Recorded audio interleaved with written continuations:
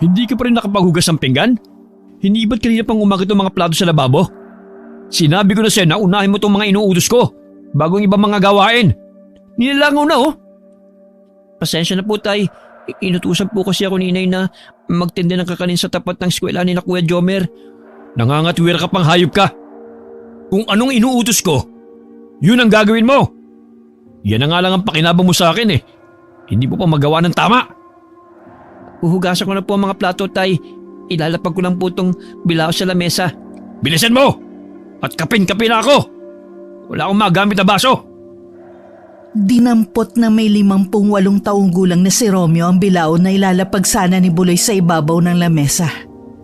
At walang awa nitong pinaghahampas ang katawan ng may 18 taong gulang na binata. Hindi pa nasiyahan. Iniuntog pa ito sa dingding na yari sa matigas na kahoy ng Nara. Aray po tay! Tama na po! Nasasaktan po ako! Talagang masasaktan ka sa akin! Nakakapikong ka na eh! Napipikon na ako sa katamaran mo, hayop ka! Tama na po tay! Aray!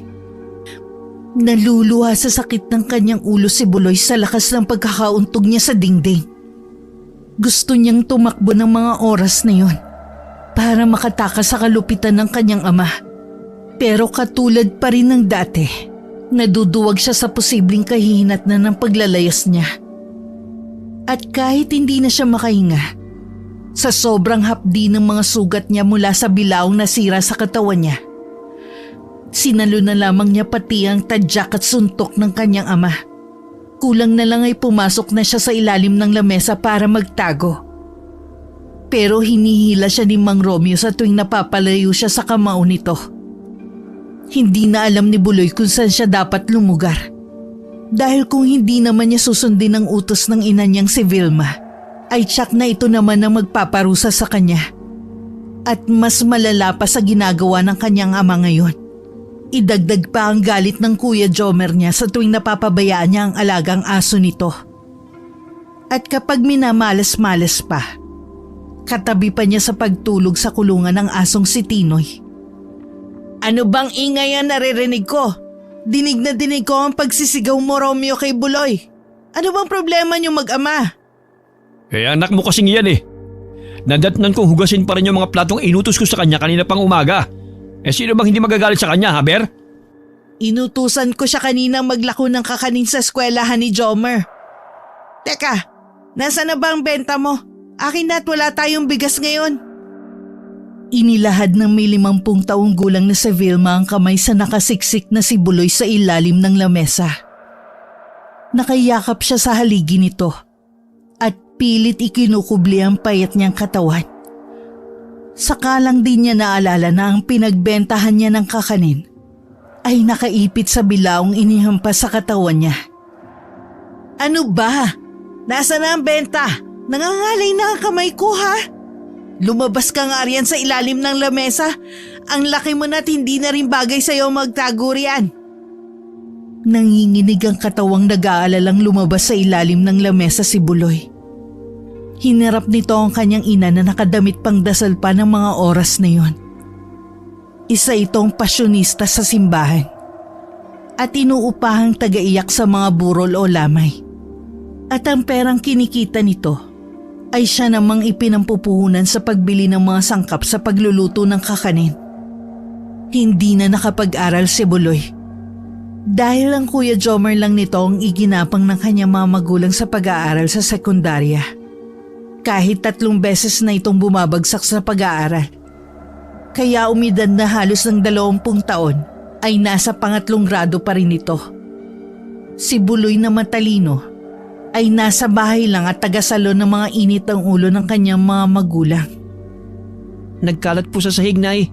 Nasa bilao po yun at dinampot ni Itay. Ginamit pang palo sa akin. Ano? Tatanga-tanga ka naman eh.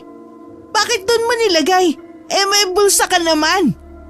Natakot po kasi ako na baka mahulog sa bulsa ko eh. Ano pang tinatayo-tayo mo riyan? Pulutin mo na sa silong.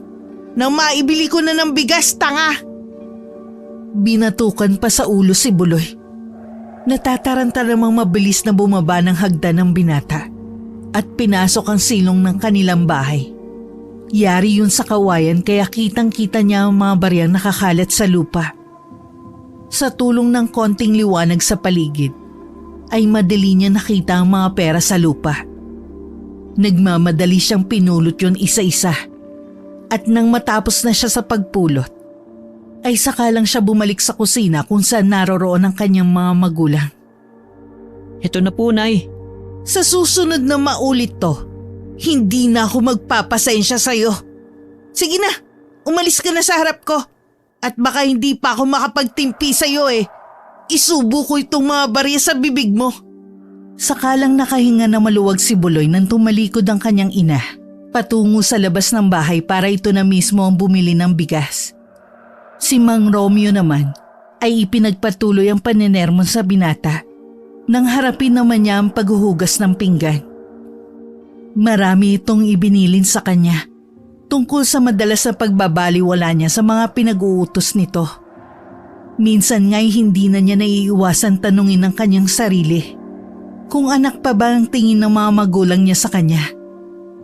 Hindi niya tuloy mapigilan na makaramdam ng inggit sa ibang mga bata na mahal ng mga magulang nila.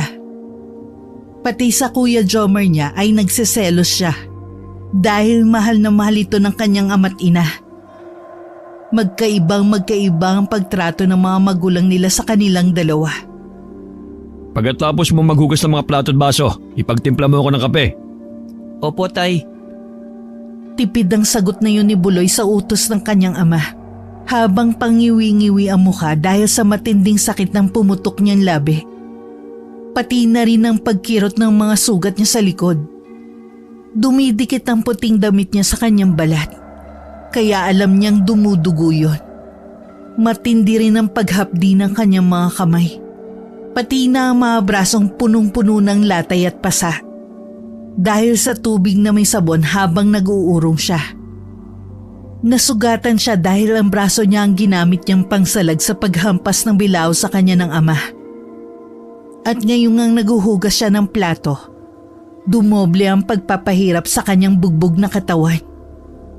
Ika nga sa mga kasabihan ng matatandang galit, dila lang ang walang latay. Ipinagdarasal na lang niya na sana dumating ang araw na magbabago rin ang kanyang ama sa pagpapakita ng pagmamahal sa kanya. Ano ba? Bakit ang tagal? Kanina pa ako nakaupo dito sa harap ng lamesa. Wala pa rin ang kapeng hinihingi ko. Eto na po, Tay. Ipagtitimpla ko na po kayo. Maya-maya biglang bumungad ang 20 anyos na si Jomar. Galing itong eskwelahan. Narito na po ako, Tay. Katulad pa rin ng dati, ginabi na naman ito sa pag-uwi. Dahil inuna pa nito ang pag-inom ng alak kasama ng mga kabarkada nito. Kilalang siga at basagulero ang kuya ni Buloy. Pero ang nakakapagtaka, kahit harap-harapan na ang mga ginagawa nitong kasamaan, ni minsan ay hindi niya ito kinakitaan na pagbuhatan ng kamay ng kanyang ama, maging ng kanyang ina. Kahit malaki na ang nagagawa nitong pagkakamali, ay tila baliwala lang yun sa kanyang mga magulang. Ipagtimpla mo na rin ang kape ang Kuya Jomar mo nang mawala ang pagkalasing nito. Bilisan mo ang kilos! Ano ba? Ang kupad-kupad mo. Para kang pagong. Isa pa ito sa mga napapansin ni Buloy sa kanyang ama. Kailangan pati ang kanyang Kuya Jomar ay pagsisilbihan din niya. Para na siyang katulong sa bahay nila. At para hindi na lumaki pa ang gulo, sinusunod na lang niya ang lahat ng mga pinag-uutos ng ama. Dahil kung magmamatigas siya o magrereklamo, baka ang kamao naman ng lasing niyang kapatid nang sumunod na magparusa sa kanya. Katulad na nakagisna niyang kalupitan sa mga magulang, ginagaya rin ito kung ano ang paraan ng pagpaparusa nito. Dahil sa katarantahan, ay muntikan pang mapasubsob si Buloy sa lamesang katabi ni Jomar. Napatayo ito at naitulak siya. Nanlilisik ang mga matang dinuro-duro siya sa mukha. Ano ba? Di ka nag-iingat. Saka may kasalanan ka pa sa akin kanina ha. Baka alam mo nakalimutan ko na. Bakit? Ano naman ang ginawang kapalpakan ng kapatid mo? Ito ho, Tay. Ipinahiya ko sa ka-eskwela at kabarkada ko kanina. Lapitan ba naman ako? at ibinibigay ang nilutong kakanin ni nanay sa akin. Ayun, pinagtawanan ako at sinabi na akong parang bata. Bakit mo naman kasi pinahiya ang kuya mo? Di ka ba marunong maghintay na lapitan ka? Kahit kailan talaga palpa ka. Manang-mana ka sa pinagmanahan mo. Pasensya na kuya, hindi ko naman alam na mamasamayin mo paglapit ko. Abat, parang meron ka pang gustong palabasin sa tono ng pananalita mo. Baka gusto mong makaranas matulog ulit sa kulungan ni Tinoy. Talaga namang hayop ang tulong niyo sa akin di ba? Kaya hindi na po ako mabibigla kung doon muli ako patutulugin. Halos umikot ang buong katawan ni Buloy nang dumampi sa mukha niya ang malakas na sampal ng kanyang ama. Gumuhit ang sakit dahil meron pa siyang sugat sa kanyang labi. Parang namanhid at nag-init ang buo niyang pisngi. Nahaplos niya ng sariling palad ng namumulang balat ng kanyang pisngi. Napatayo na ang kanyang ama at galit na galit siyang dinuro-duro sa kanyang sentido. Hindi ka marunong rumispeto sa nakakatanda sa'yo Ang hirap sa'yo. Pati kuya mo sinasagot-sagot mo na. Mas patanda siya sa'yo. Kaya nararapat lang na matuto kang lumagay sa dapat mong kalagyan. Pasensya na po. Pasensya. Durugin ko yung mukha mong lintik ka Parang siga sa kantong binangga ni Jomar ang nakatayong si Buloy. Hindi na rin ito ininom ang tinimplang kape ni Buloy para sa kanya. Si Mang Romeo naman ay mas pinili na lang din pumasok sa kwarto nito. At naiwan si Buloy na nakatingin sa mga kapeng nakapatong sa lamesa. At habang nag-iisa na siya sa kusina, saka lang niya pinahid ang mga luhang umago sa kanyang pisngi. Maya-maya ay dumating na ang kanyang ina. Narito na ang bigas. Isaing mo na to at nang makakain na tayo ng hapunan. Huwag mo aalisan ng tingin at baka matulad nung nakaraang araw, hinilaw mo yung kanin. Saka mamaya pagkatapos mo, pumunta ka sa bahay ng matandang babaeng nanlilimos dyan sa kanto. Malapit sa bakuran natin. Singilin mong bayad sa pwesto. Iniabot kay Buloy ni Aling Vilma ang 1 kilong bigas na nakalagay sa berdeng plastik. Kinuha ito ni Buloy bago muling nagtanong sa kanyang ina. Sino po? Si Aling Bella po bang tinutukoy niyo? Sino pa ba? Ang babae lang naman na yun ang madalas kong nakikitang nakapwesto sa labas ng bakuran natin. Ang gusto ko magbayad siya ng renta sa pwesto. Aba, sayang din naman ang ibabayad niya. Dagdag kita rin, hindi ba? Pero kakarampot lang po ang kinikilan sa panlilimos. Kawawa naman po siya, Nay. Kawawa? Sa akin hindi ka naawa? Aba, hindi tayo kawang gawa para libre silang gumamit ng serbisyo ng bakuran ko. Sundin mo na lang ang ipinag-uutos ko. Kaya ka nasasaktan dahil sa marami kang dahilan. Hindi naman po siya ganun, Nay. Pulubi po kasi si Aling Bella. Dapat po tayo pa nagbibigay ng tulong at pagkain para sa kanya. Talagang malaki na ang saltik sa utak mo no? Kaano-ano ko ba siya? Saka, huwag ka nga magpakita ng pagmamalasakit sa mga ganyang tao. Nako, magsisisi ka. Kung hindi ako nagkakamali dating matino ang babaeng yan. Magmula nang mawala ang anak niya, nagkapeste-peste na ang buhay niyan. Ang ibig niyo pong sabihin, Nay, may anak po si Aling Bella? Bakit ba masyado ka maraming tanong, Gawin mo na lang ang ipinag-uutos ko sa'yo at tigil-tigilan mo ang pagbibigay ng malasakit sa babaeng yun.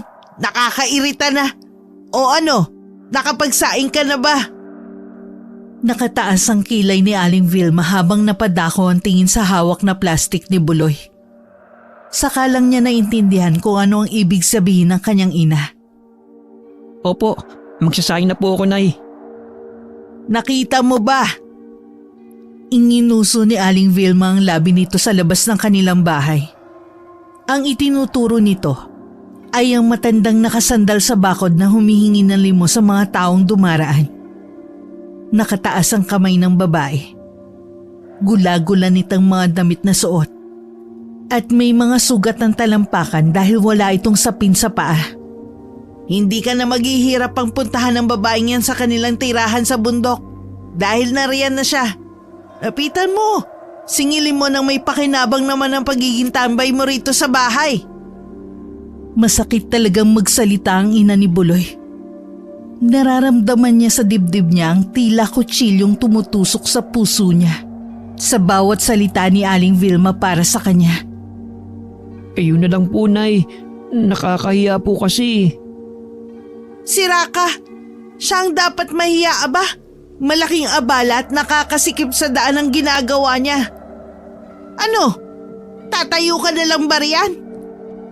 Nagsisimula na namang uminit ang ulo ni Aling Vilma kay Buloy na noon ay napapahawak na lang sa batok. Itinuloy na lang ni Buloy ang naudlot na pagsasaing sana. Pero imbis na matuwa, ay sinipa siya ni Aling Vilma at tinamaan ang kanyang puwet. Sa sobrang lakas, ay muntik pang matapon ng hawak niyang plastik. Ako nang gagawa niyan. Puntahan mo na ang pulubing yun at hingan mo ng renta. Kung ano-ano pang pinag-ahawak mo riyan. Bilisan mo at baka makaalis na. Opo, pupunta na, Nay. Bilisan mo! Nagmamadali namang tinakbo ni Buloy ang daan patungo sa kanilang pintuan. Nilapitan niya ang matandang pulubi na sa tingin niya ay edad 52 taong gulang. Hindi nalalayo sa edad ng kanyang ina. Habang papalapit siya rito, ay sakalang niya napagmasdan na nakakaawa pala ang itsura nito. Bukod sa basaang damit, dahil sa nakaraang pag-ulan, ay napakarami rin itong butlig sa balat. Tanda na ito'y natutulog sa kanto o sa kung saan lang ito dalawin ng antok. Maitim din ang mga kuko nito na humihingi ng limos sa mga dumaraan na hindi naman ito pinapansin. Karamihan kasi na napapadaan sa kanilang harapang bakuran ay puro galing sa bundok. Ang iba naman ay mga estudyanteng papauwi na sa kanilang mga tinitirhan. Ano pa nga ba ang mabibigay na limos ng mga dumaraan kapag gabi na at ubos na rin ang kanilang mga baon? Maliban sa 2 piso na nasa palad ng ginang, kalahating tinapay at tubig lang ang nasa tabi nito. Nakaupo ito sa lupa at halos nanginginig ang katawan. Aling Bella, pinapasabi po ni Nanay na kailangan daw po ninyong magbigay ng renta sa pagpwesto nyo rito sa labas ng aming bakuran. Napaunat pa sa pagkakaupo si Aling Bella nang marinig ang boses ni Buloy. Matagal bago ito nakapagsalita. Pinagmasdan muna nito ng mabuti ang binata. Para bang bigla itong nakaramdam ng awa nang tumingin ito sa sariling palad at malungkot na ibinalik ang tingin kay Buloy. Paano ba to? 2 piso lang ang nalimos ko sa maghapong panghihingi ko sa mga dumaraan. Buloy!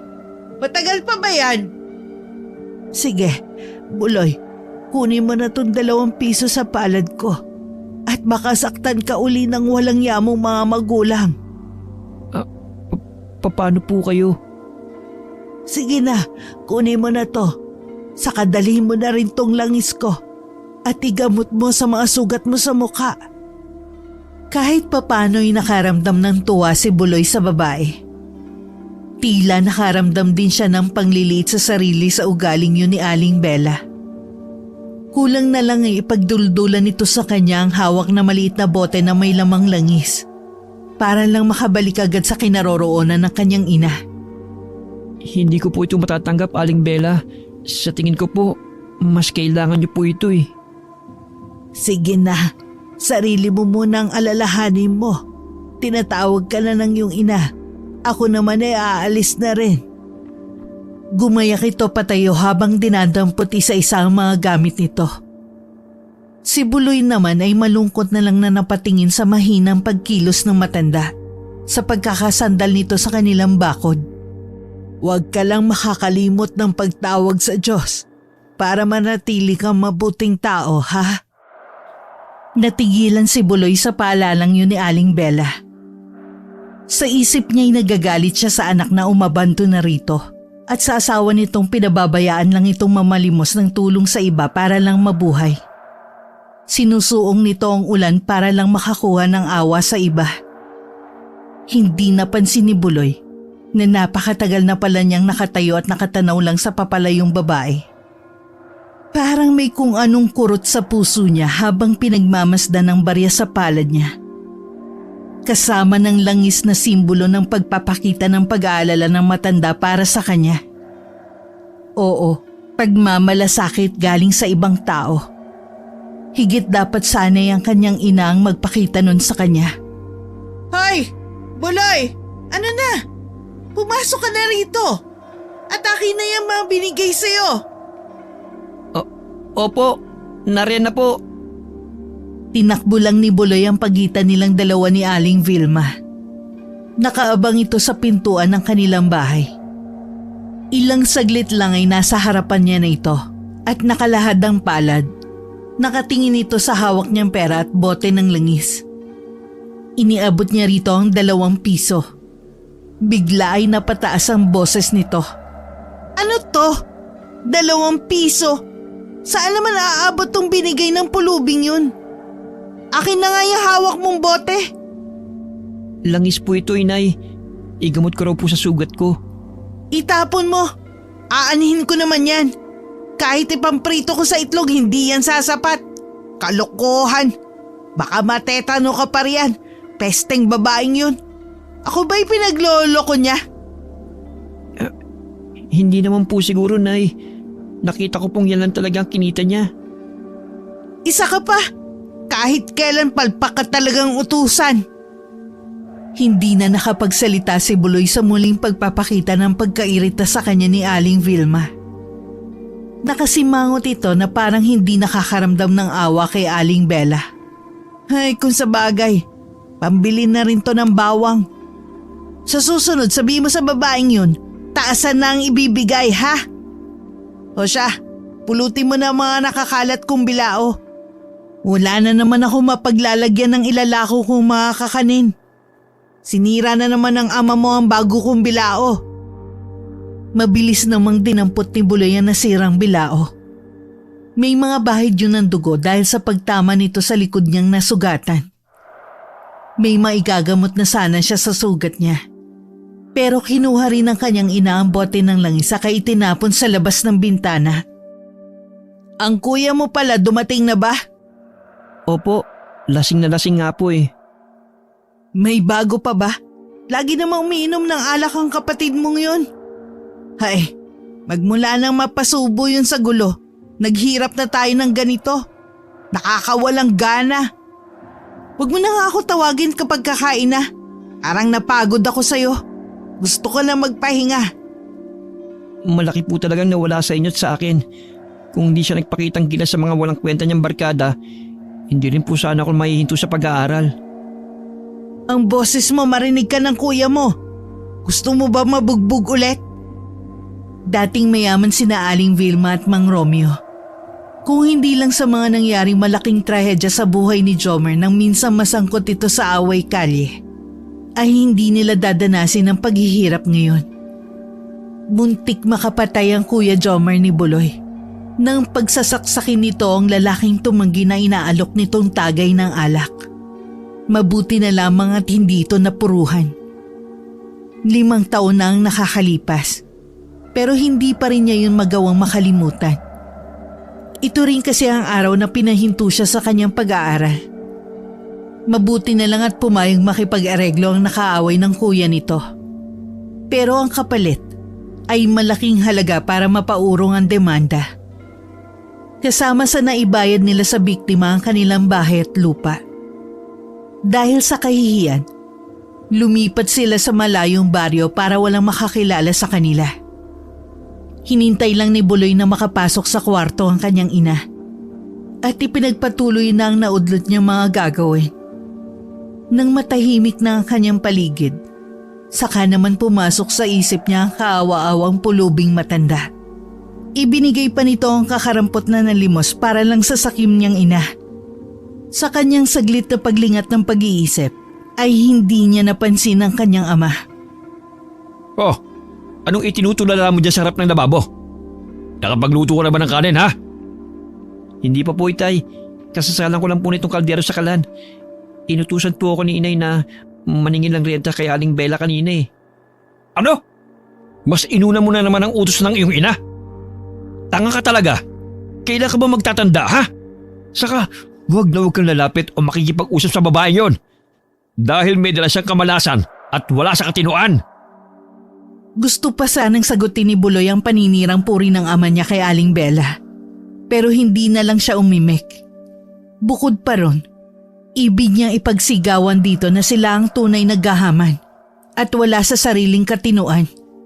Dahil imbis na ang pulubi ang bigyan, ang ina pa niya ang nangikil dito. Mas madalas na kung sino pa ang naghihirap, ay sila pa ang umaastang tao kaysa sa mga nakakaangat. Saan po kayo pupunta, Tay? Magpapahangin dyan sa labas. Hindi na rin ako kakain. Nawalan na ako ng gana. Pero, hindi ko po ito mauubos at mababaho lang po itong matitirang kanin. Problema mo na yon. Isa pa, tuyo na naman ang ulam ko. Sa maghapong pagtatrabaho sa bukid, mabigat ang gawain ko. Pero hindi man lang ako makakain ng ulam na adobong karing baboy. Marami naman po tayong manok.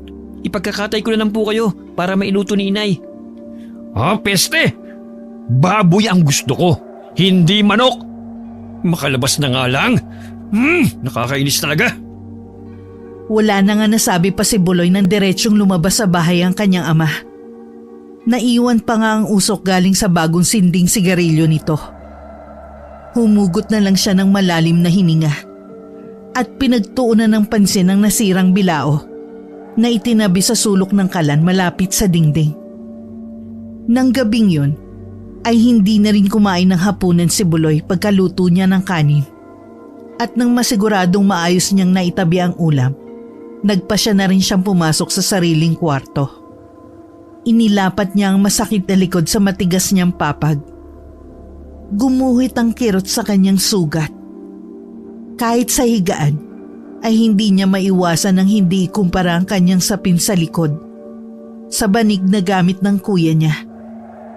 Dahil bukod sa malambot yun, gawa pa sa kutsyon.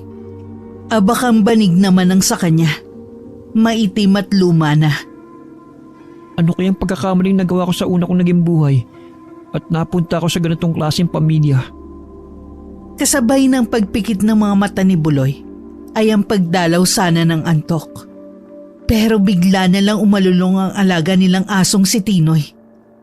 May paniniwala pa naman ng mga sinaunang matanda. Ang pag-alulong daw ng aso ay pahiwatig na merong mamamatay. At kung saan daw ito nakaharap, ay doon daw may nakatakdang masasawi. Napabalikwas ng bangon si Buloy para tingnan ang aso nila. Nasa kabilang dingding lang ito ng kanyang kwarto.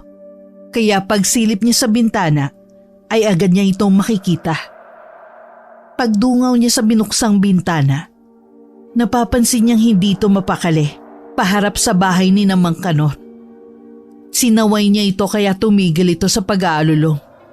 Sakto namang kapapasok lang ng kanyang ama sa kanilang bahay. Natakot lang siguro si Tino sa presensya ni Itay. Makatulog na nga. Muling bumalik sa higaan si Buloy at ipinatong ang sugatang braso sa kanyang noo. Hanggang sa dinalaw na nga siya ng antok at nawala na ang mga ingay sa paligid. Kinabukasan, maagang nagising si Buloy dahil sa malalakas na sigawan ng mga tao sa paligid. Kabilang din si Tinoy na hindi mapakali sa kanyang kulungan. Pati mga magulang niya ay hindi rin magkamayaw sa pagtawag sa dakilang lumikha. Ay Diyos ko, bakit daw yung ginawa ni Paring Kanor? Kawawa naman si Maring Dedeng. Hindi ba't parati naman silang nag-aaway dahil sa madalas sa pambububog ni Maring Dedeng sa anak nilang si Lupid? Napuno yata si Paring Kanor kaya pinagtataga niya si Maring Dedeng. Sus Mariosep naman, halos magkalasog-lasog raw ang katawan ni Maring Dedeng sa dami ng taga na tinamo sa katawan. Matignan nga natin at baka mahuli tayo sa mga balita. Wag na! Nakakasuka raw ang itsura ni Maring Dedeng. Saka alam mo ba, pagkatapos raw gawin ni Paring Kanor ang pagpaslang sa asawa nito, nagpatiwakal din ito gamit ang itak na ginamit sa asawa. Nakakapanindig balahibo dahil ang anak nilang nakasaksi sa krimen, Hindi rin makausap at nakatulala. Aba, ikaw ba naman na makakita ng buta na pangyayaring yun? Hindi ka matutulala? Yun ang dinig ni Buloy na usapan ng mga magulang niya mula sa labas ng kanyang kwarto. Dahil dito'y napabilis ang pagbangon niya at diretsyong napatakbo sa kaibigan niyang si Lupin. Sa dami ng mga taong nakikiusyoso, ay nahirapan pa siyang makapasok hanggang sa loob ng bahay, diretso sa kwarto ng ina ni Lupin. Halos mapugto ang kanyang hininga nang makita ang nagkalat na dugo sa dingding ng kwarto. Mga laman at hibla ng mga litid-litid na halos kahawig na ng corned beef. Parang wala sa katinoan ang gumawa nun. Sa tabi naman ni Lupin ay ang may laslas sa leeg na si Mang Kanor. Nakaupo si Lupin sa tabi ng bangkay ng kanyang mga magulang. Katulad dito ni Buloy na napakaraming latay at pasaang balat. Dahil naman sa pambubugbog ng mga magulang nito. Ito marahil lang gustong ipahiwatig ni Tinoy sa alulong nito kagabi. Lupin, magsalita ka. Magpakatatag ka. Walang tugon o pagsulyap man lang sa mukha ni Lupin. Nanatili lang itong tulala at walang tigil ang pagsigok. May makintab na bagay sa balat ni Lupin sa parte ng mga sugat nito. Pero hindi na lang yun pinansin ni Buloy. Dumating ang mga pulis at kawani ng barangay para mag-imbestiga sa mga nangyari. At dahil sa matinding awa ni Buloy sa kaibigan, ay umalis siya sa bahay nila Lupin at nagpa siya na lang na umuwi na sa kanilang bahay. Nadatnan niyang galit na naman ang kanyang ama sa ginawa niya. Ayos ka rin no? Hindi ka rin naman tsismoso. Ang galing mo naman. Kung makatakbo ka ay parang may maitutulong ka. Kaibigan ko po si Lupin at nakakaawa po siya dahil wala na siyang mga magulang. Sus, baka nga si Lupin pa ang totoong pumaslang sa kanyang mga magulang eh.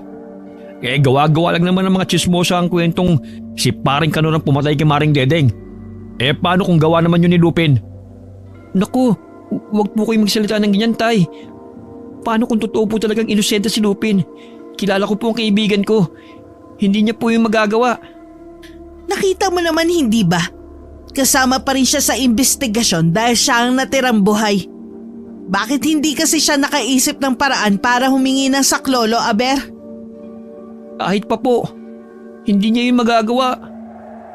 Talagang ipinag-iita ni Buloy na malabong makapatay ang kanyang kaibigan. Maya-maya sa pagtungo niya para dumaan sa pagitan ng kanyang mga magulang, ay napansin ni Buloy ang bahid ng mga dugo sa kamay ng kanyang ama. Kahit sa mga kuko nito, hanggang sa laylayan ng damit nito. Sinamaan niya ito ng tingin sa hinalang baka may kinalaman ng kanyang ama. Bigla na lang bumilis ang tibok ng puso niya. Anong tinitingin-tingin mo? Umalis ka na nga sa harapan ko. Initin mo na yung kanin para makakain na ako. Marami po kasing dugong laylay ng damit nyo at saka yung kuko nyo. Bueno, ano bang gusto mong palabasin? Sa tono ng pananalita mo'y parang, hindi ko nagugusto ng mga tingin mo na yan sa akin ah. Pero maagap na kumilos si Buloy. Iinitin ko na po yung kanin. Ba't? Iniisip mo siguro na akong pumatay sa mag-asawa no? Dahil ba sa mga dugong ito? Saan po ba kayo nagpunta kagabi? Kina paring Kanor nga. Kagabi maayos pa siyang kausap. Ipinakatay niya pa nga sa akin yung alaga niya manok eh. Ang haba nga ng buhay at nagkikisay pa. Pero pagkatapos naman nun umalis rin kagad ako. Teka, bakit ba ako nagpapaliwanag sa yung lintik ka? Diyos ko naman, Romeo. Papatulan mo pa ba yung anak mo? Magpalit ka na nga lang ng damit. Bakit kasi hindi ka muna nagpalit ng damit bago ka natulog kagabi? Saka tama lang si Buloy. Kapag nakita ng mga pulis na nag-iimbestiga sa mga nangyari ang dugo sa damit mo, baka sa'yo pa ibintang na ikaw ang pumatay sa mag-asawa. Talagang ginatungan mo pa ang magaling mong anak no? Ha? Tayo ko'y makita ng pag-iisip. Aalis na sana si Mang Romeo papunta sa kwarto para magpalit ng damit nang bigla nitong nilingon ang pintuan at malayong tinanaw si Aling Bella na nakikiusyoso na rin sa mga tao sa bahay ni Mang Kanor. Tignan mo nga Vilma, babaeng yon. Bakit hanggang dito nakasunod yan? Aba, malay ko. Kahit saan tayo magpunta, kahit siguro lumipat pa tayo sa planetang Mars, nakasunod yan. Lintik ka kasi, kaya palaging nakabuntot yan sa atin. Wala ka kasing patawad. Makaalis na nga. Bakit ba nalipot na naman sa akin ang usapan? O ikaw, anong tinatayo-tayo mo pa yan? Tapos bang inuutos ko sa'yo, ha? Opo tay, maghahain na po ako ng pagkain. Nakakainis. Sira na naman ang araw ko. Halos mahigit ni Buloy ang sariling hininga sa kilos ng kanyang ama. Siguradong siya na naman ang pagbabalingan ng galit nito. Pagkatapos ng ilang minuto, ay nakapaghain na rin siya ng pagkain. Inihaw na isdang tuyo at piniritong itlog ang niluto niyang ulam. Mahilig silang magkape kaya nagtimpla na rin siya. Sakto namang kalalabas lang ni Mang Romeo na nakasando lang. Ganon din si Jomer na sumilip na rin sa kwarto. Parang kagigising lang dahil may natuyo pang laway sa bibig nito. Siya rin pagdating ni Aling Vilma galing sa labas ng bakuran. Hindi muna ako papasok sa school, Nay. Matutulog ako maghapon. Masakit po kasi ang ulo ko eh. Dinamihan mo kasi ang pag-inom ng alak. Hindi ka na nasasabihan sa mga pinagagagawa mo. Sumbongero ka talaga, Buloy. Hindi naman ako masyadong nagpakalasing ah. Ang hilig mo makialam. Tama na nga yan. Nakasarap tayo ng pagkain. Kasamang pinag-iintay ang grasya. Maupo na kayo. Maupo ka na rin, Buloy. At pagkatapos mong kumain, ipag-igib mo ng pampaligo ang kapatid mo. Baka mahilo, mahulog pa sa balon. Ako po, Inay. Masakit din po ang braso at katawan ko. Sasamahan ko lang po si Kuya sa pag-iigib. Ano ka ba? Hindi mo ba ginagamit ang utak mo? Nakita mo namang may hangover pa ang kapatid mo. Pinaiiral mo na naman yung selos at inggit mo. Hindi ka pa ba kontentong kain tulog ka lang dito? Hindi naman po sa ganun, Inay. Saka, hindi po kain tulog lang dito. Pinagsisilbihan ko po kayong lahat na parang isang katulong. Ano? Ulitin mo nga sinabi mo. Ang ibig mo bang sabihin inaalila ka namin dito? Pamilya mo kami. Natural lang na pagsilbihan mo kami. Yan lang din ang pakinabang namin sa'yo Nagre-reklamo ka pa? Sa wakas, Itay, nakita niyo rin ang tagong ugali ng lalaking yan. Masyadong makuwenta, maisip at kung ano-anong reklamo. Abay kung ganyan ang tumatakbo sa isip mo, ang mabuti pa'y umalis ka na sa pamamahay ko. Hindi ko kailangan ng anak na ganyan. Parang utang na loob ko pa ang pagpapalaki sa'yo ah.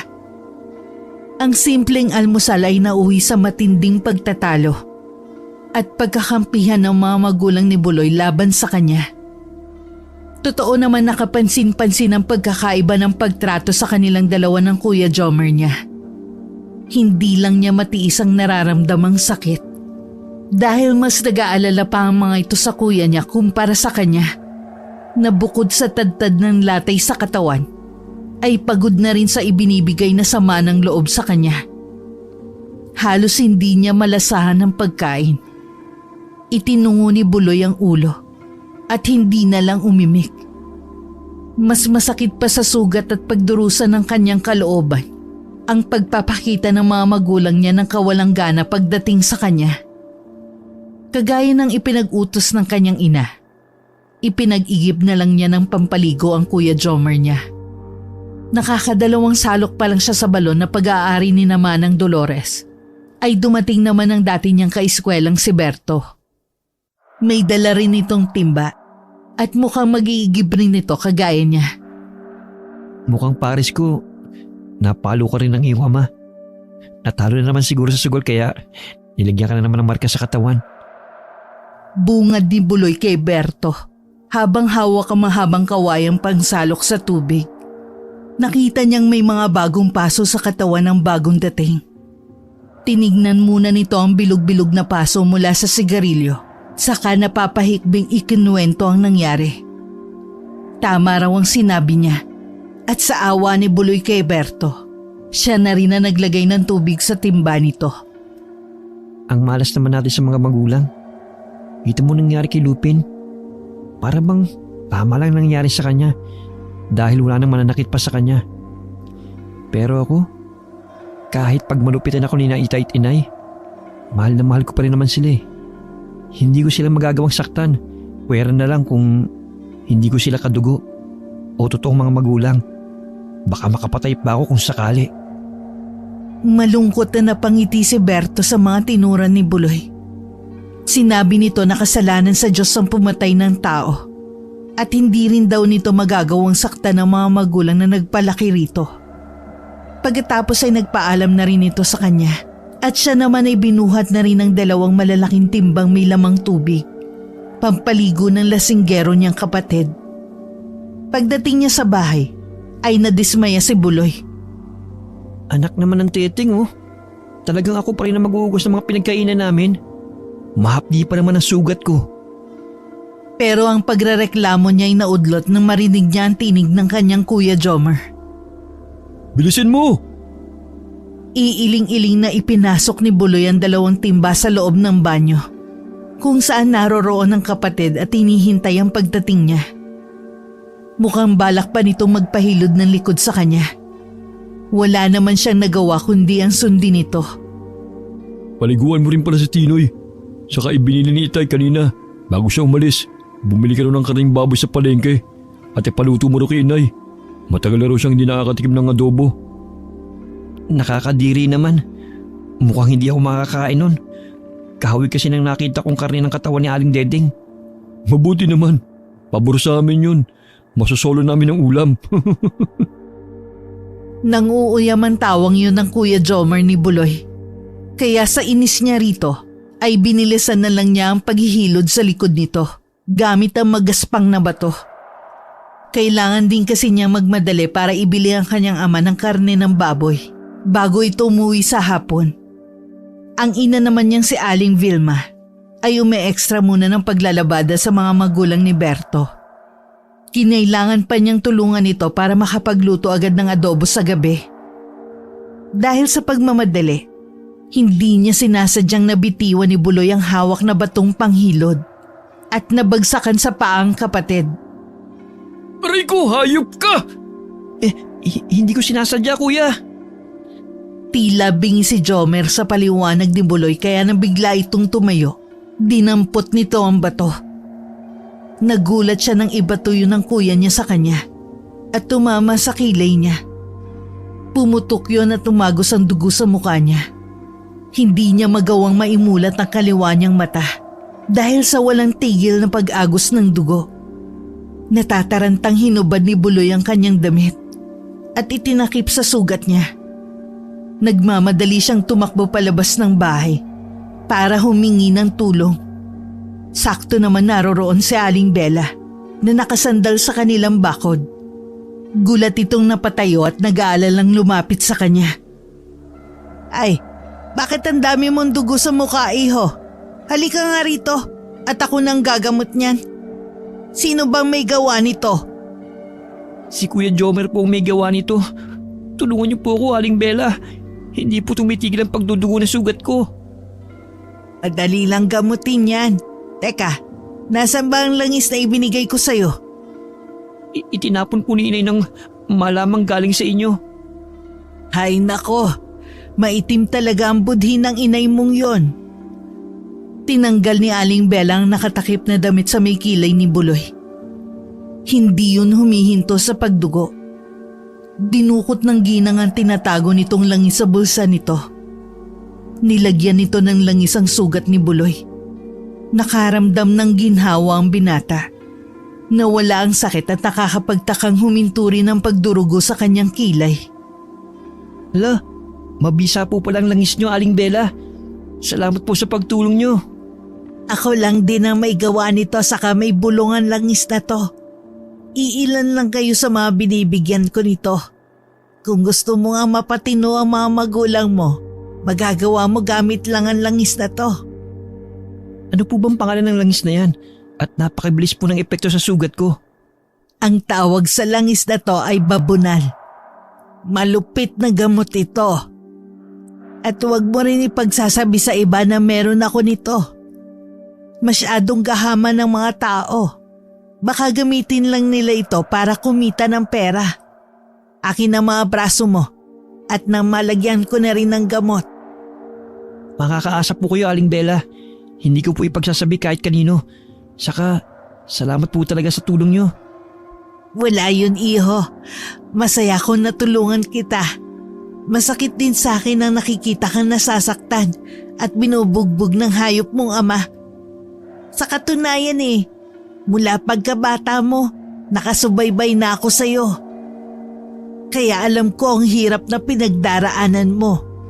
At ngayon 18 taong gulang ka na, aayon na sa'yo ang kapalaran. Hindi ko po kayo maintindihan, Aling Bella. Basta, maniwala ka lang sa akin, iho. Saka sa'yo na rin ang natitira kong langis na babunal. Ingatan mo ito at huwag mong hahayaang makita ng iyong ina para hindi niya itapon. Saka kahit na anong mangyari, huwag mo itong hahayaang malakdawan o mahakbangan ng iba. Bakit po, Aling Bella? Kahit anong klaseng gamot, gamit ang bulong, orasyon at ritual kapag nalakdawan, nawawala ang bisa ng kakayahan nitong makapagpagaling. Kaya sana makinig ka at ingatan mo. Sa katunayan, ginamot na rin ng langis na yan ang mga paso sa katawan ng binatilyong si Berto. Binigyan ko rin siya ng kaunti. Sa'yo lang ang pinakamarami. Basta kapag naubos, lumapit ka lang sa akin. Opo. Paano po? Kailangan ko na pong umuwi para humingi ng pasensya kay Kuya. Tango lang ang itinugon ng matanda kay Buloy. Sa pagtalikod ng binata, ay isang nakakatakot na pagngisi ang pinakawalan ni Aling Bella sa kanyang mga labi. Kasunod nito, ay tumawa ito ng mahina ngunit matinis. Pahiwatig ng isang masamang hangarin. Sinundan pa ng tanaw ng matanda ang papalayong binata. Saka sinulya pa ng dugo ang puting damit na iniwan ni Buloy. Napakasaya talaga ng araw na ito.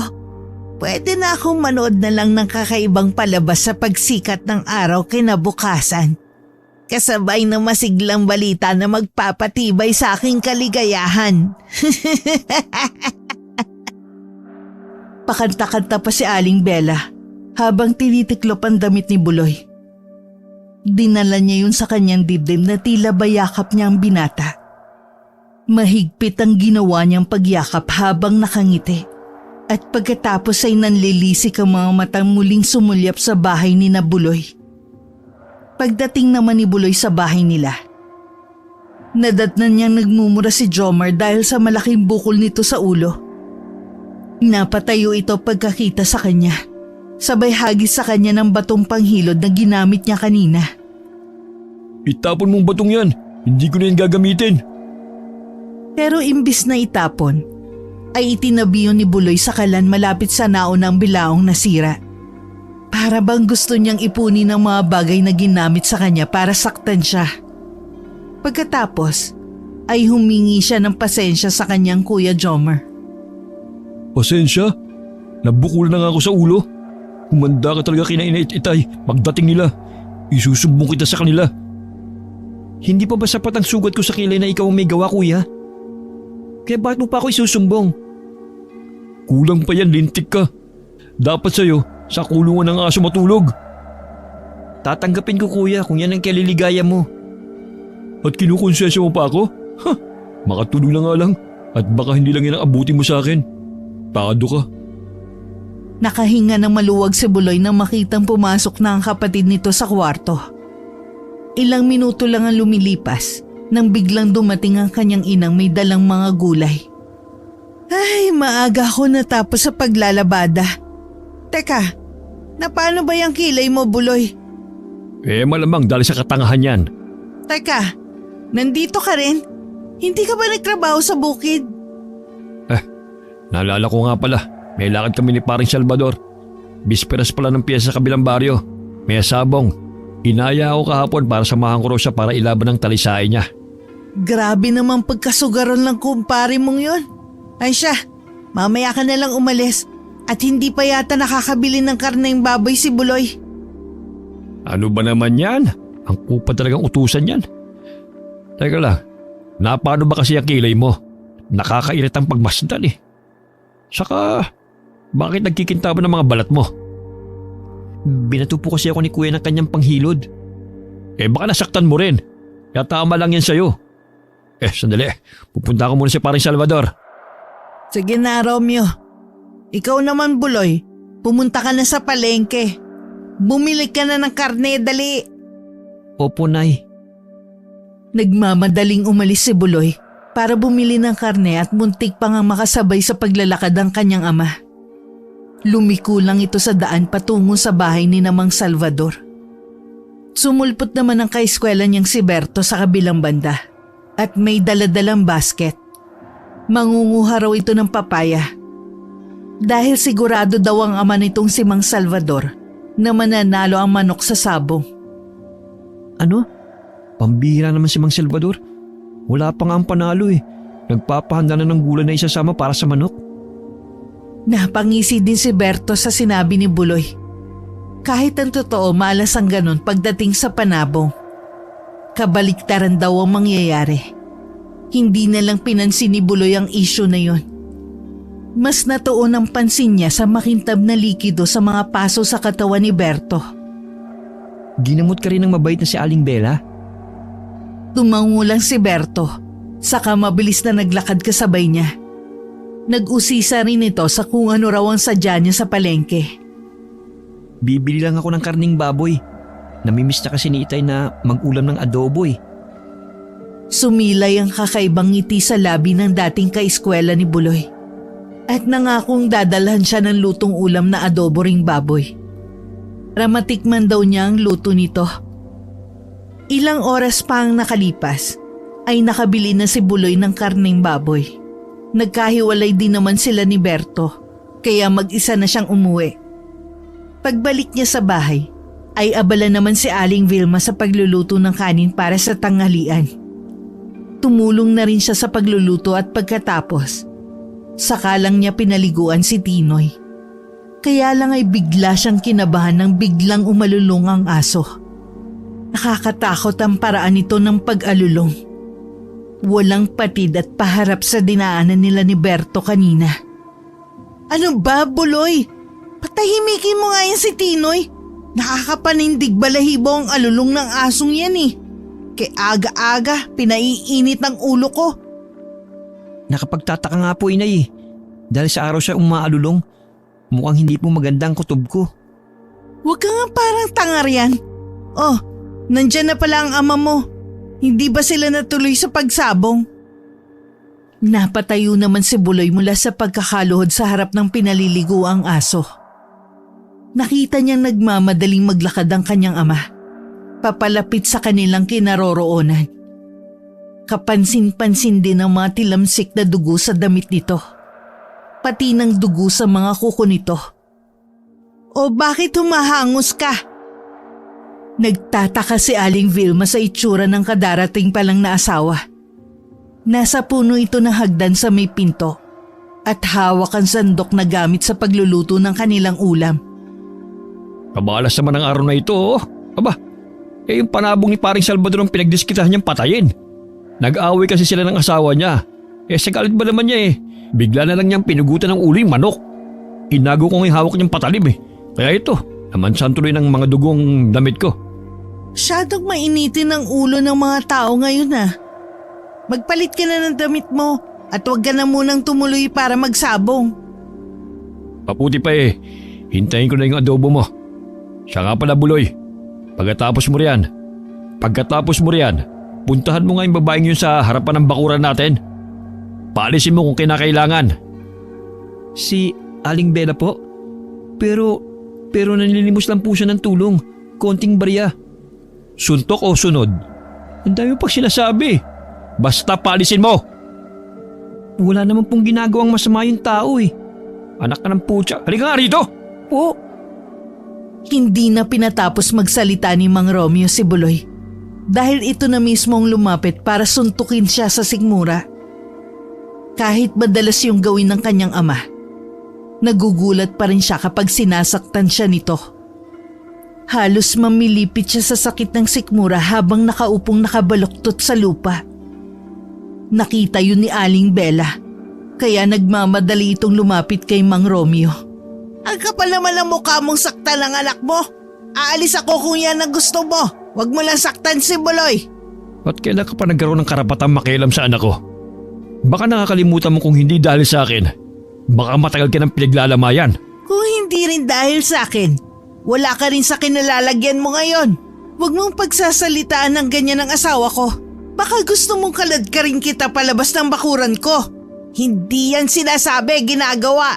Kahit kailan inutil ka pa ring asawa. Akma na sanang susugurin ni Aling Vilma si Aling Bella para sampalin, ngunit maagap na tumayo si Buloy para saluhin ang palad ng kanyang ina. Hindi naman yun nagustuhan ni Aling Vilma, kaya ang hawak na sandok nito ang pinampalo sa mukha ni Buloy. Nasugatan ang pisngi ni Buloy. Umagos ang dugo. Itinapo naman na nabiglang si Aling Vilma ang sandok nang makita ang nagawa. Pasensya ka na. Bakit kasi umarang ka? Wala naman po kasing kasalanan si Aling Bella. Ipinagtatanggol lang po niya ako.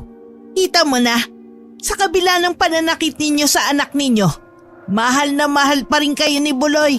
Nakakainggit. Sa inyo pa ibinigay ng Diyos ang isang mabuting anak tulad niya. Tumigil ka. Sige na po, Aling Bella. Huwag niyo na po akong alalahanin. May karma rin ang mga magulang na katulad nyo. Sisingiling kayo ng tadhana sa kalupitan nyo. Isang pagbabanta ang pinakawalang yun ni Aling Bella. Nandidilat ang mga mata nito, saka mabilis tumalikod palayo. Kasabay nito ay ang malakas at nakakatakot na pag-alulong ng aso, paharap sa papalayong matanda. Hoy, Tinoy! Tumigil ka! Nakaka-bad trip eh!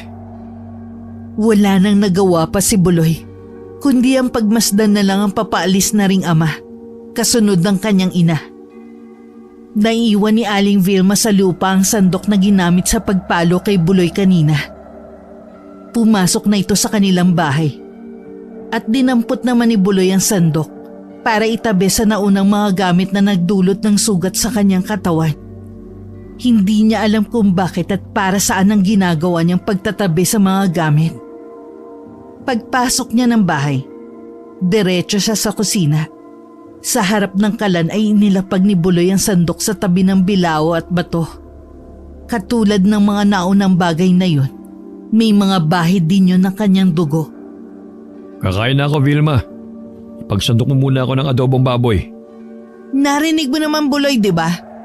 Ipagsandok mo na ang tatay mo ng pagkain. Idamay mo na rin ang plato namin. Tignan mo nga sa labas. At parang may naghahanap sa'yo.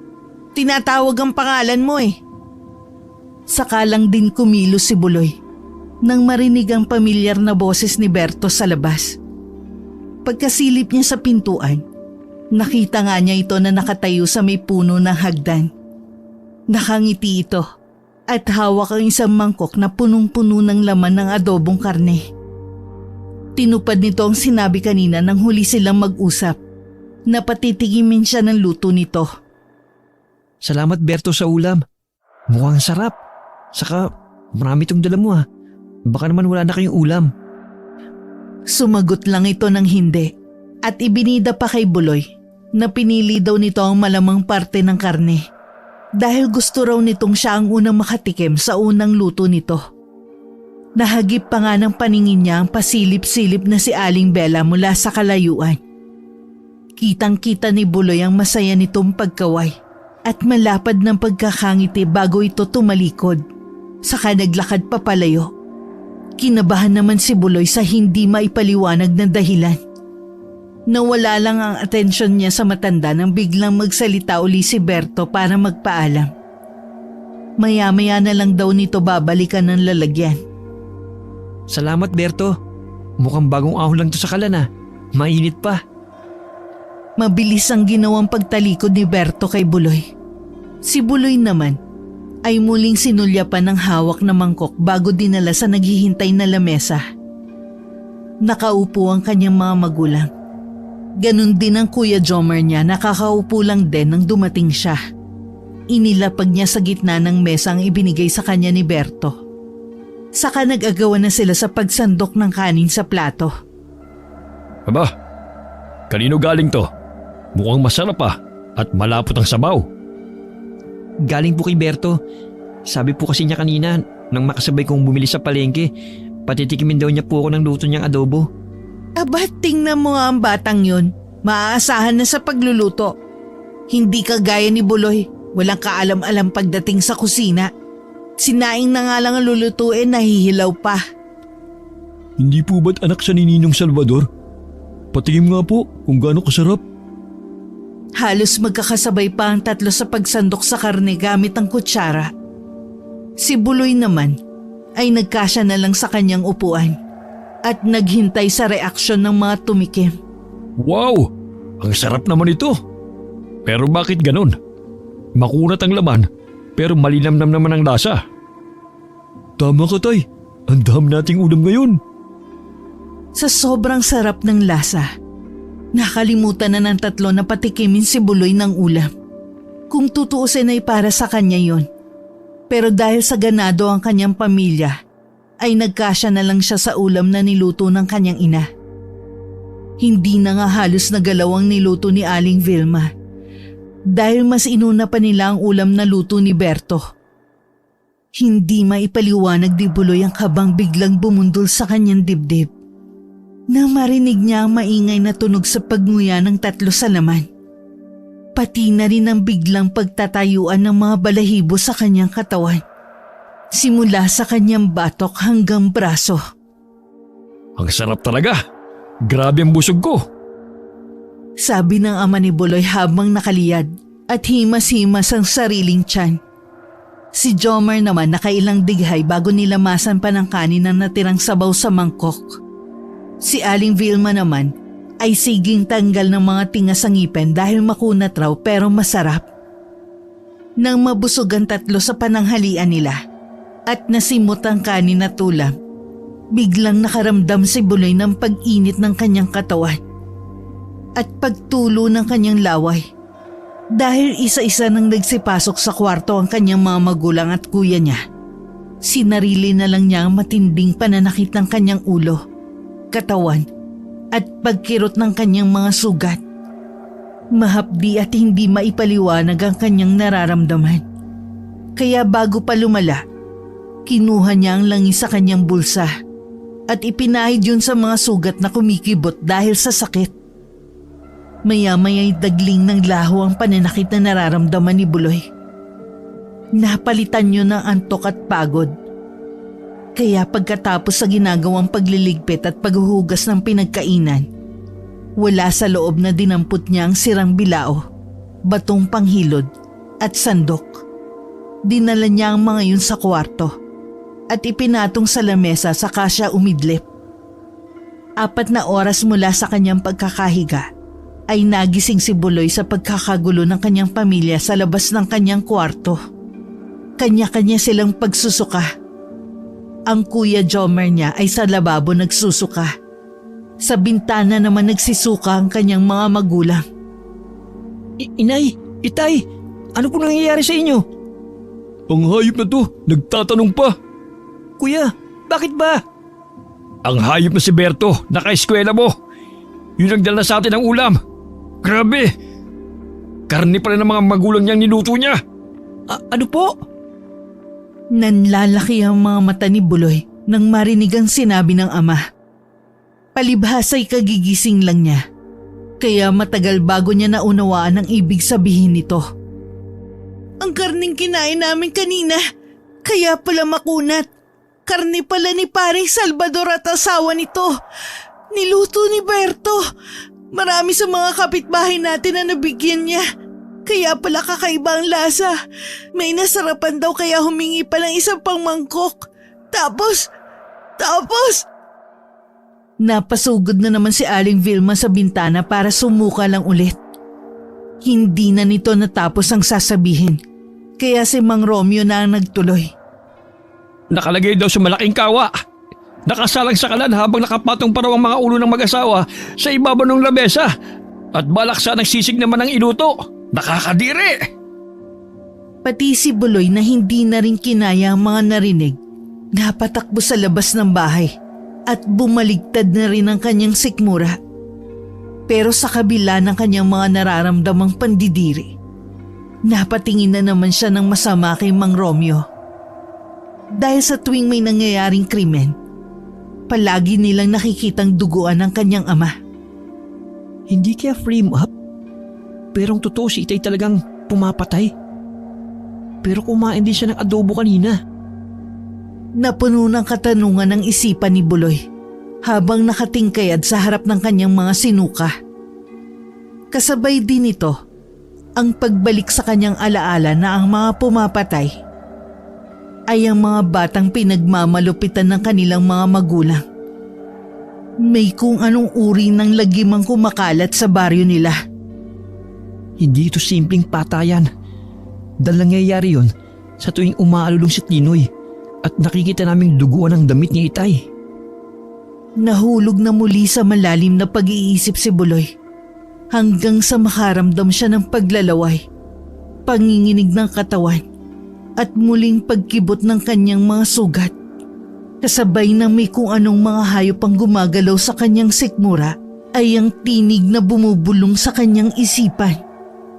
May nag-uutos sa kanya na pumasok sa kwarto at wala sa loob na kusang humahakbang ang kanyang mga paa kahit tutol ang isip niya. Kasalanan mo ito eh. Kung hindi mo tinanggap yung ulam, hindi kami makakakain ito. Saka, hindi ka man lang tumikim. Sinalubong ni Mang Romeo si Buloy ng suntok sa sikmura. Kamuntikan pang mapaihi sa short si Buloy dahil sa hindi maintindihang sakit na nararamdaman.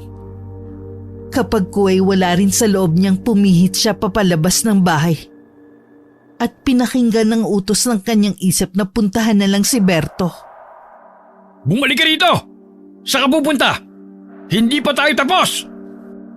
Tila bingi na si Buloy sa mga sigaw at pagtawag sa kanya ni Mang Romeo. Diretso siyang naglakad habang binabagtas ang daan patungo sa bahay ni Berto.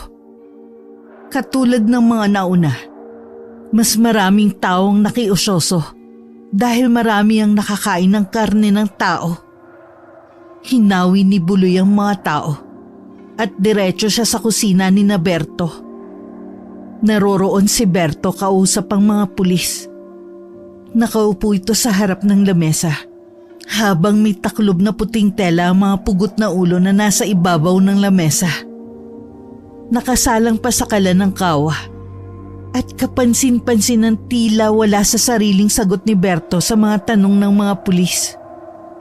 Sinunod lang daw ni Berto ang utos ng bumubulong na tinig sa kanya. Katayin daw at lutuin ng mga magulang para ipamigay sa kapitbahay. Nararapat lang daw yun dahil sa kalupitan ng mga ito sa kanya.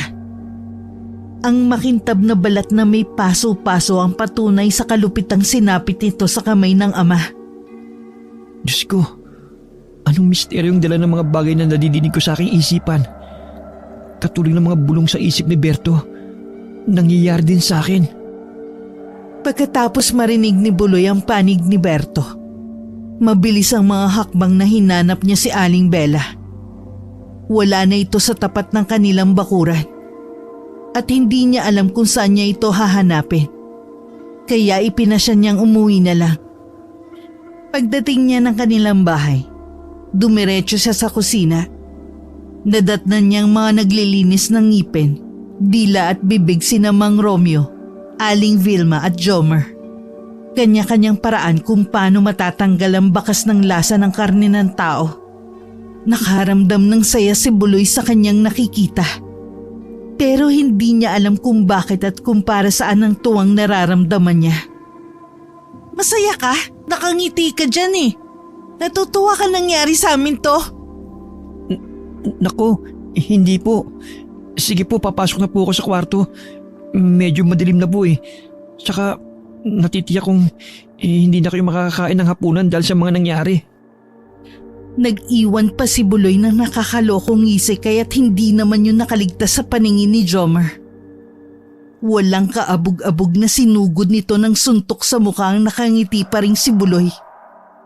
Hindi naman sinasadyang ngumisi ni Buloy. Kusa na lang lumalabas yun sa kanyang mga labi. Hindi rin niya halos naramdaman ang lakas ng suntok ng kapatid na si Jomer. Dala ng bugso ng kanyang damdamin at mga inipong sama ng loob, gumanti si Buloy rito. Tadyak at suntok sa mukha ang pinakawalan niya. Sumusobra ka na. Pinipilit mo akong labanan ka. Hayan, namnamin mo ang bagsik ng ganti ko. Walang pakialam si Buloy kung saan tamaan ng kapatid. Kahit bugbog na ito at putok na ang mga labi, wala siyang maramdaman ni katiting na awa rito. Nagsama-sama na ang lahat ng mga hinanakit niya. Wala ring nagawa si Mang Romeo para awatin si Buloy. Naiwan naman nakatulala si Aling Vilma. Habang gumugulong sa sahig na kawayan si Jomer, walang tigil si Buloy sa kasisipa sa katawan ng kapatid. Si Mang Romeo maya-maya'y tiyempong mahigpit na napahawak sa bewang ni Buloy.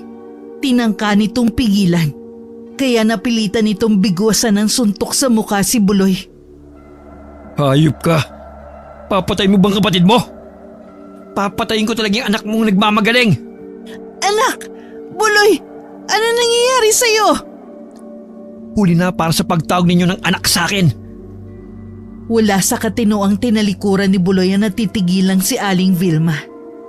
Nakaawang ang bibig ng ginang habang sinusundan ng tingin ang paglakad ni Buloy papasok sa kwarto nito.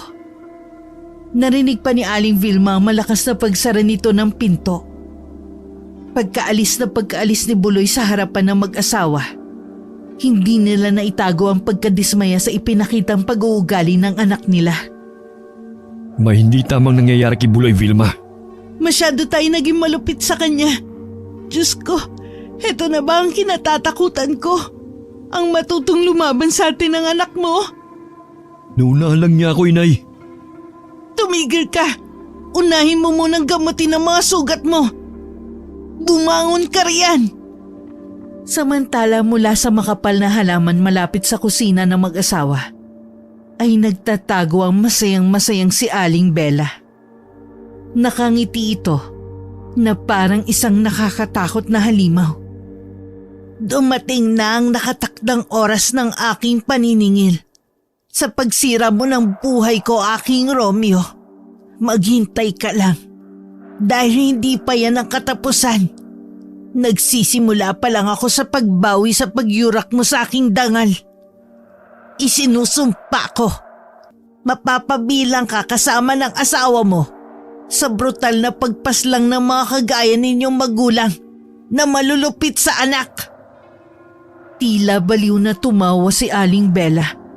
Ang tunog ng tawa nito'y may kasama pang ik-ik. Nakapangingilabot at nakakatakot ang banta ng isang mambabarang na inabuso dahil sa panandali ang tawag ng laman. Ang katauhan ni Aling Bella sa buhay ni Romeo at Buloy ang magsisilbing sandata niya. Nawawasak sa buhay ng mga taong may nagawang kasalanan sa iba. Samantala pagpasok ni Buloy sa kanyang kwarto, ay nagtataka siyang napatingin sa kanyang sarili. Kasabay din ng pag-alulong ng aso ang muling pagkibot ng mga sugat niya. Patawarin mo ako, Buloy. Pumasok na ako nang walang paalam sa kwarto mo. Nagulat pa si Buloy sa biglang pagsulpot ni Aling Bella na dumaan sa bintana ng kanyang kwarto. Ito pala ang dahilan ng pag-iingay ni Tinoy. Naku, baka malaman nilang naririto kayo, Aling Bella. Huwag ka mag-alala, Buloy. Hindi nila malalaman. Dito lang ako sa katre mo, manonood sa mga gagawin mo. Hindi na ako makapaghintay. Sasagot pa sana si Buloy. Pero inagaw ng atensyon ng pag-alulong ni Tinoy ang mga sasabihin niya. Sinilip niya ito sa kulungan. At halos mapatda siya sa kinatatayuan nang makita sa kanilang bahay ito nakaharap. Senyales na may hindi magandang mangyayari sa pamilya niya.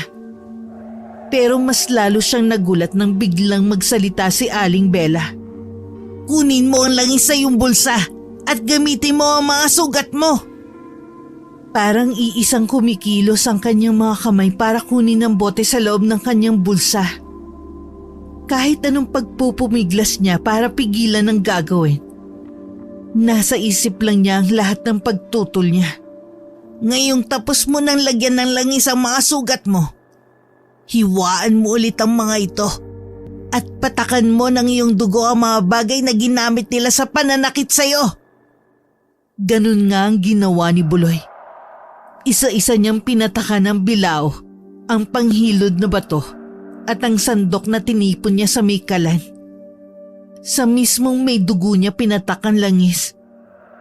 Biglang umihip ang malamig na hangin. Uminit naman ang kanyang pakiramdam at nagtatakang napatingin sa kinaroroonan ni Aling Bella. Nakaupo lang ito habang nakangisi. Bakit ninyo ako napapasunod sa lahat ng mga ipinag-uutos niyo sa akin? Iginaganti lang kita sa lahat ng kaapihang dinanas mo sa kanila. Hindi ka ba masaya, Buloy? Hindi po, Aling Bella. Nakikiusap po ako. Huwag niyo pong saktan ang pamilya ko. Kung may nagawa man po silang mali sa inyo, ako na lang po ang parusahan niyo. Hindi! Sila mismo mananagot sa akin. Binigyan ko sila ng pagkakataon para mabuhay. Yun ay ang ipaubaya ka sa iyong ama. Kapalit ng pananahimik ko. Pero anong ginawa nila? Araw-araw kanyang sinasaktan. Binubugbog. Lahat tiniis ko dahil umaasa akong mapapabuti ka sa kanila. Pero trinato kanila na parang hayop. Kaya magbabayad sila sa lupit ng paghihiganti ko sa lahat ng kaapihang dinanas mo sa kamay nila. Wala po akong kinalaman na, Aling Bella.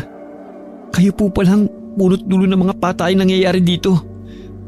Dahil sa inyo, dahil sa kung anong hipnotismo na dala ng langis ay pinapahid namin sa sugat. Hindi yan isang hipnotismo, kundi isang pinakamalupit na barang ng isang babunal. At ang langis na yan ang papatay sa mga taong gumawa sa iyo ng kalupitan. Itigil na po ninyo ito. Nakikiusap po ako. Huwag po ang pamilya ko. Hindi ko kayo mapapatawad kapag nagkataon, Aling Bella. Patawarin mo ako, Buloy, sa gagawin ko. Siguro panahon na rin para malaman mo ang buong katotohanan. Ako ang iyong tunay na ina. Ginahasa ako ni Romeo. At dahil sa pananakot niyang ilalayo ka sa akin sa sandaling mag-ingay ako, ipinaubaya kita sa kanya. Pero kahit hindi ka lumaki sa akin, anak, masakit pa rin sa akin na makita kang sugatan. Dahil gusto nilang pasakitan ako. Sa pamamagitan mo, magagawa nila akong saktan. Pero sumusobra na sila. Bumalatay naman sa mukha ni Aling Bella ang matinding galit. Nanlilisik ang kanyang mga mata. Pagkaraan ay marahas siyang bumikas ng isang malupit na orasyon. Hindi ko hahayaang mabahiran ng dugo ang mga kamay mo, Buloy. Dahil sa barang na gagawin ko sa kanila, sila mismo ang papatay sa mga sarili nila. Magpapatayan sila gamit ang mga bagay na ginamit sa iyo. Huwag kang kukurap. Nanginginig ang buong katawan ni Buloy. Napilit nilalabanan ng malakas na puwersang pumipigil sa kanyang katawan. Wala ring salita o anumang kataga ang gustong lumabas sa kanyang bibig. Ang naririnig lang niya ay ang malakas na pag-aalulong ni Tinoy. Mas lalong bumundol ang kaba niya nang buksan ni Aling Bella ang pintuan ng kanyang kwarto. Buloy, bakit kasama mo sa kwarto ang hayop na babaeng yan? Naririto ako para manood ng isang magandang palabas na magaganap. Saka hindi ba't ako naman ang tunay niyang ina? Baliw! Tignan ko lang kung matawag mo pa akong baliw kapag inutusan ko na kayong magpatayan. Huwag, Aling Bella. Patawarin mo na po sila. Inay, sasama na ako sa inyo. Huwag mo lang po silang sasaktan. Mababarang nababunal ang tawag sa akin, anak. At wala sa bukabularyo ko ang tumigil sa mga nasimulan ko na. Sige, Vilma. Kunin mo itong sandok at gamitin mong panghampas sa mukha ng iyong anak na si Jomer. Hindi! Hindi! Inay, huwag kang susunod! Pero tila may kusang pagkilos si Aling Vilma. Nang damputin nito ang sandok. Tanging ang itim lang ng mga mata nito ang nagpapakita ng pagtutol sa ipinag-uutos ni Aling Bella. Maya-maya inutusan din nito si Jomer. Ikaw naman, Jomer. Gumanti ka sa iyong ina. Kunin mo ang batong ito at ipukpuk mo sa mukha ng iyong ina. Huwag kayong titigil hanggat hindi kayo napapagod. Huwag! Tila mga bingi at mga wala sa sariling sinaktan ni na Aling Vilma at Jomer ang isa't isa. Si Mang Romeo naman ay nakatayo lang at hindi makapagsalita. Itong bilao na ginamit mo sa anak natin, Romeo. Ilusot mo ang iyong katawan dito at huwag na huwag kang titigil hanggat hindi napupugot ang iyong ulo. Noon lang nalaman ni Buloy na ang babunal ay isang uri ng pinakamalupit na pambabarang ng isang taong may matinding galit sa taong binabarang. Gagamitin nito ang katawan ng isang taong nakaranas ng kalupitan sa taong nais biktimahin. Ang pangunahing kagamitan ng isang babunal ay ang gamit na hinawakan ng biktima at naihampas sa katawan ng pinagmalupitan. Ang sugat na nilikha nun ay susugatin muli ng mambabarang. Gamit ang sariling dugo ay ipapatak yun sa gamit ng taong nahawakan ng kanyang babarangin. Ito ang nagsisilbing ritual ng malupit na mambabarang. Sa kasawiang palad, tanging kamatayan lang ng mga biktima makakapaghinto sa ganitong sistema ng pagpatay. Parang isang bangungot ang mga nasaksihan ni Buloy habang pinagmamasdan ang mga nangyayari sa kanyang pamilya. Para siyang mababaliw sa walang katapusang sakitan sa pagitan ni na Jomer at Aling Vilma. Nauna nang bumulagta si Mang Romeo dahil humiwalay na ang ulo nito sa katawan. Nagkalat ang mga dugo sa sahig hanggang umabot na sa silong ng bahay. At sa huling pagkakataon ay tinangka ni Buloy na yakapin ang kanyang ama para makahingi ng tawad. Pero sa kasamaang palad, hindi niya maigalaw ang sariling katawan. Habang sugatan sina Jomer at Aling Vilma, kahit lumuluwa na ang mga mata ni Aling Vilma sa kakapukpok ng bato ni Jomer sa kanyang ulo, ay tuloy lang din ito sa pagsaksak at pagtusok sa katawan ng anak gamit ang hawak na sandok. Hanggang sa tuluyan na ring lumuwa at bumulwak ang mga bituka ni Jomer. Makaraan pa ang ilang saglit, ay biglang naglabasan sa katawan nito napakaraming mga ipis hanggang sa unti-unting nalagutan sila ng hininga. Inay! Itay! Kuya Jomer! Wala na kayo. Patawarin niyo ako. Wala akong nagawa para iligtas kayo. Huwag mo silang iyakan, Buloy. Ang sama nyo. Halimaw kayo. Hindi ko kayo mapapatawa sa ginawa ninyo. Hindi ko kayo matatanggap na aking ina. Isa kayong kampo ng kadiliman.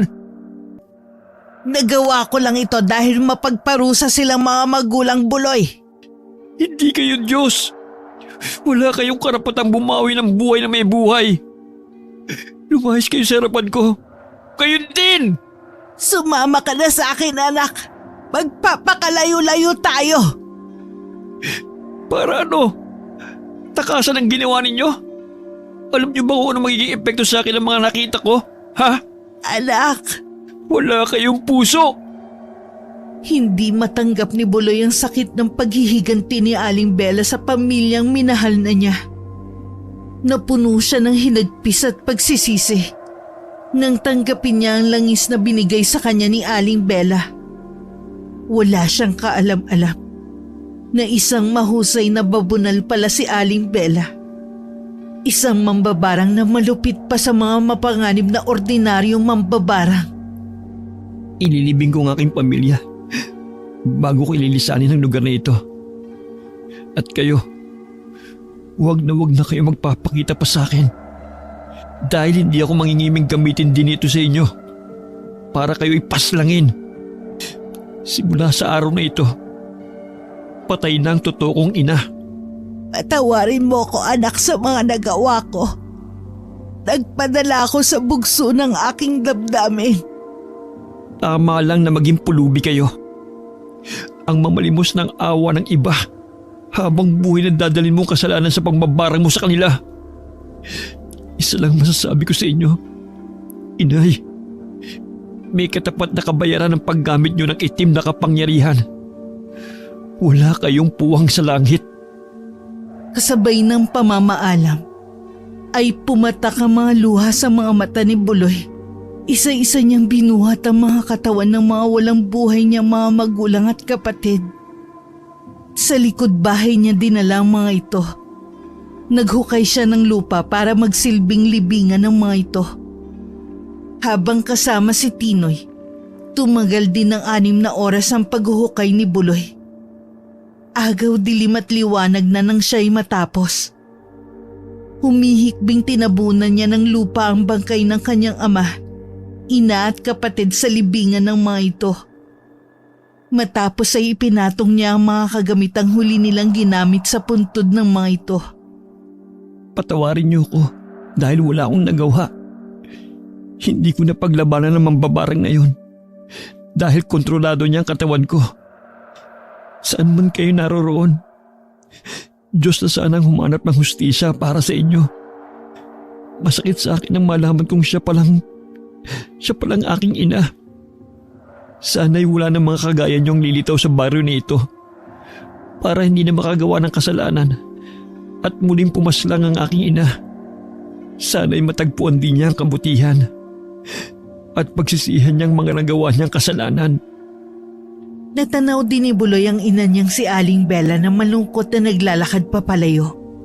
Magmula ng mga panahong yun, ay wala nang balita sa mag-ina. Ayon sa mga matatandang huling nakasaksi sa kalupitan ng mga mambabarang, ang pagiging babunal daw ang nagsisilbing panakot ng mga matatanda sa sino mga magulang na pinagmamalupitan ng kanilang mga anak. Lahat sila'y takot sa galit ng isang mambabarang na babunal.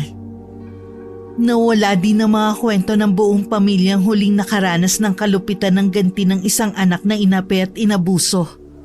Ayon sa mga matatanda sa baryo Masigla, nasa paligid lang ang mambabarang at naghahanap ng mapapatay na magulang na malupit sa kanyang anak.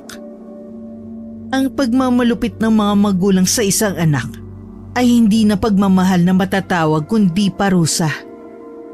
Ang pagiging magulang, ama o ina ay nagsisilbing proteksyon ng mga anak. Hindi ito estado para saktan at alilain ng kanilang anak. Tungkulin nilang gabayan ng mga anak para hindi mapahamak. Hindi para ilagay sa panganib at magresulta na maagang kamatayan. Hanggang maaga pa, huwag pagmalupitan ng mga anak dahil baka nasa tabi-tabi lang ang mga mambabarang na babunal. Wakas. Hindi ka pa rin nakapaghugas ng pinggan?